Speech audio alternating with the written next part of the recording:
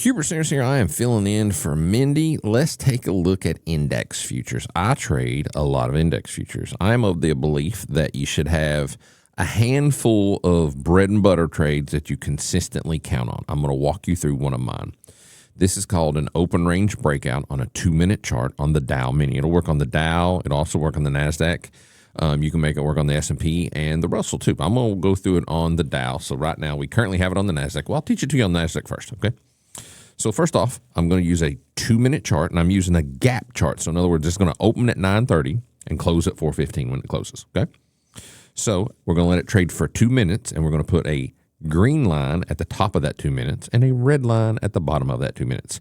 Then we let the market vote, and if it votes it's going higher, we're going to get long. Now, you can either get long on the first test or the second test. I typically like the second one because it's a little bit more conservative.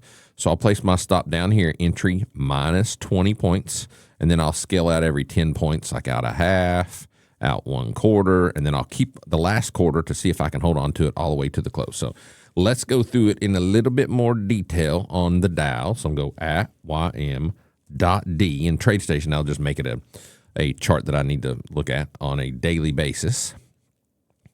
That's going to give me the gap analysis. All right, so now I'm going to zoom in here. I'm going to walk you through with how this looks.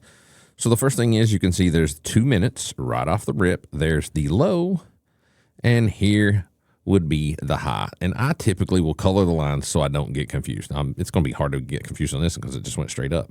Then all I'm doing is, let me change the color here to make sure myself is sane. All right, bing, and then this one right here I would make red.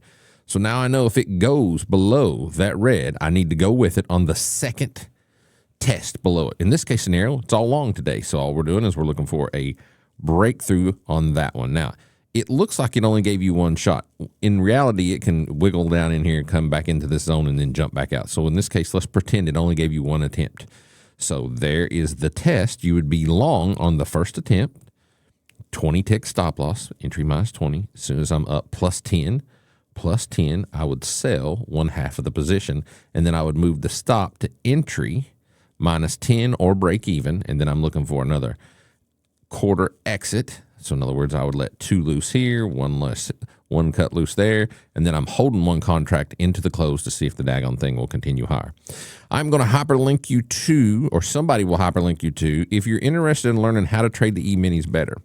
First, focus on being a specialist in one market. Then you can venture out into other markets. You don't need to be trading 40 things right now. You're going to increase your burn rate by 40x. Find something that you jive with, all right, or you vibe with, if this is a new word instead of jive.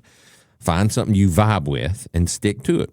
Vicky's got a course that teaches you one trade setup, one time a day, one pattern. They'll hyperlink you to that. Good luck. Hope it helps, and I'll see you on the next video.